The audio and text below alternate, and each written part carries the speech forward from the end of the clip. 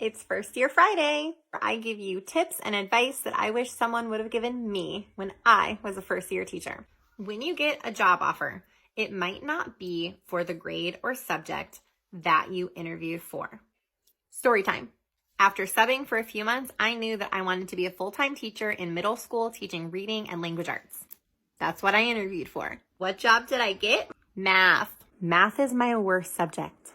Even though I was not certified to teach math, I was ESE certified, which meant I could co-teach in any math class. I cried pretty much every day for at least the first quarter. I had to put on my big girl pants, suck it up, and just do whatever I could to be the best co-teacher that I could be to those kids. When our assignments came out for the next year, I was given my own classroom teaching reading and language arts. Your admin wants to know that you are a team player. So don't pout, don't quit.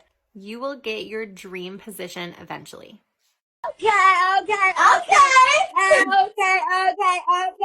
Ooh, this out. Ooh, ass this out. Ooh, hit it. Ooh, this out. Ooh, ass this out. Ooh, hit it.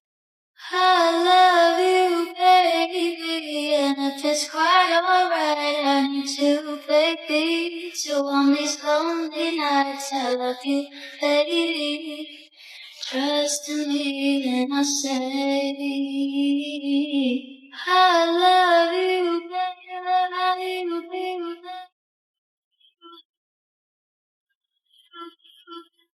I love you. It's Teacher Tip Tuesday, and today I'm talking about missing work. It's the bane of my existence.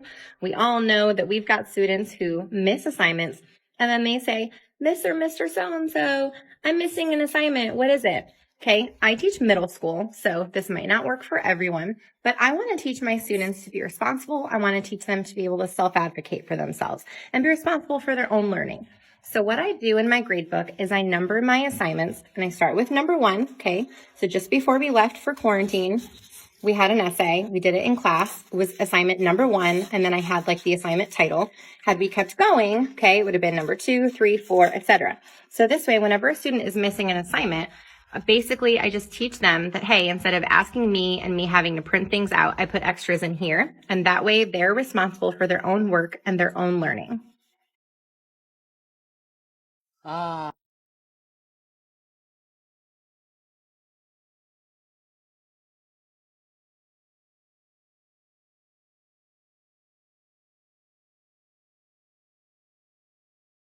I've been getting a lot of comments and questions about my eraser holder. So today I wanted to introduce you to my gumball machine.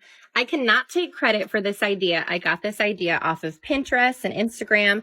And once I saw it, I just kind of became obsessed with it, looked everywhere, and finally found a gumball machine at the Goodwill. It used to be red. Okay, the bottom is metal, the top is glass, so it's pretty heavy. I hand painted it this sort of mint green aqua color because it matches the theme of my classroom. And then I found a tutorial on YouTube to make it free spin. Free spin means I can spin and I don't have to put in any money and I get the eraser out. So my kids really like this. It's just a fun way to store erasers. I put eraser caps. You could also do mini erasers. So there you go.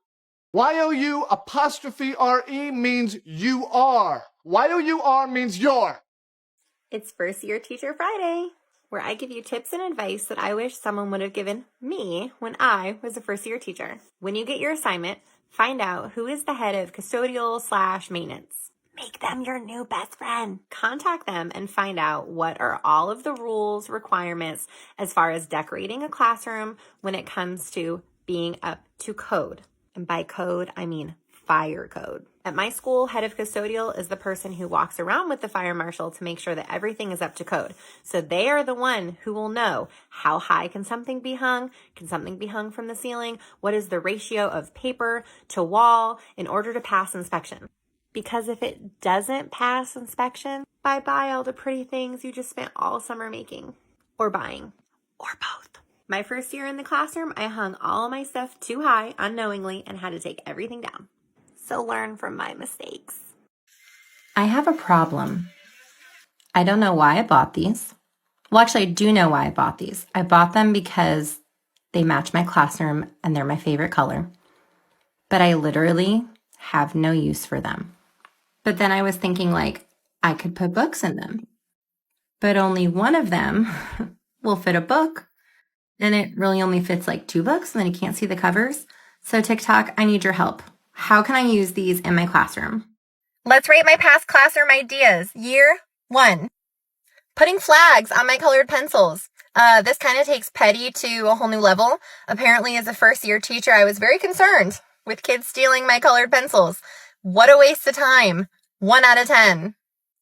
A DIY turn-in bin. This is a bunch of cereal boxes taped together with shipping tape and then covered in wrapping paper. Honestly, this was super easy to make, super cheap. I give this idea an 8 out of 10. The only problem was the labels were hard to see, so the kids were always putting their work in the wrong bin. Exit tickets will always be a 10 out of 10 in my book, but doing this my first year on my wall was the absolute stupidest idea I ever had. Basically, my exit tickets were actually popsicle sticks with the kid's name on them, and all they would do is put it in the same bag as their friends. So the bags were ripping within like a week. It was way too much work. This idea for this gets a 0. Rating my past classroom ideas, year 1, part 2. Your girl clearly had a complex about pencils being stolen her first year of teaching, because here we have the tape on the pencil still. If I taught elementary school, having it in the middle of the table would have been great, but middle school, I see too many kids in a day to keep track of this, so this gets a 1 out of 10. Bathroom passes based on gender. I'm embarrassed to say this took me way too long to realize that it's just not appropriate for middle school and the older grades, so these get a 0 out of 10. Phone jail. I still have my phone jail. My kids think it's hilarious. This gets a 10 out of 10. Aw, cute calendar that I have to change every month and move all the tiles around. I'm pretty sure at one point this calendar was stuck on October for most of the school year. So give me a printed calendar any day of the year. I could not keep up with this. This gets a 0 out of 10 for me. You oughter be reading. I had to explain this so many times to my kids. They don't really understand puns. It kind of got embarrassing, so 0 out of 10. Rating things in my classroom, year 2, part 1. This is the perfect example of why I should not buy things just because they are on clearance. I bought this light up no sign for Michael's, and the idea was if the light is on, you can't go to the bathroom. I would always forget to turn the light on, and then kids would go, and I'd be like, the light's not on. This was the stupidest idea I ever had. This gets a 0 out of 10. As you can see, for year 2, pencils with flags made a reappearance, and they were bigger and even more obnoxious. I hate this idea so much, but I liked the idea of having 2 separate buckets. I had buckets for sharpened pencils and then buckets for if they were broken or dull, so it kind of encouraged kids to give the pencils back. This worked about half the time, so I'm going to give it a 5 out of 10. Another idea that I took from Pinterest. I still think this is a cool idea. I give it an 8 out of 10. But I give my execution a 0 out of 10 because I used the 3M tape and it took all the paint off of my wall. It's Teacher Tip Tuesday. Today, I want to show you my policy for students who are absent. So if I have a student who is absent, they missed notes or they missed assignments, I put it into this little handy dandy wall file folder organizer. I got this from Michael's. I don't remember how much it cost, but I know that it wasn't very expensive. You can nail it to the wall, or I've just used tacks. You could probably also use command hooks. You could probably even use tape because it's really not that heavy unless you're gonna put really heavy packets into it. I don't usually assign that much work during the week, so it doesn't get too heavy. But basically, I teach this like any other procedure and routine. In the very beginning of the year, I show this to them, and I just let them know that if they're absent, they need to make sure that they check the folder the next day. Now, if they were absent last week, that work wouldn't be in here. It would be in my missing work bin, and you can look at my past videos to see how I do that. We're gonna stay at home. Yeah, we got big plans to sit around and not do much. Stay at home, and we'll be just fine, 'cause all we really need is us.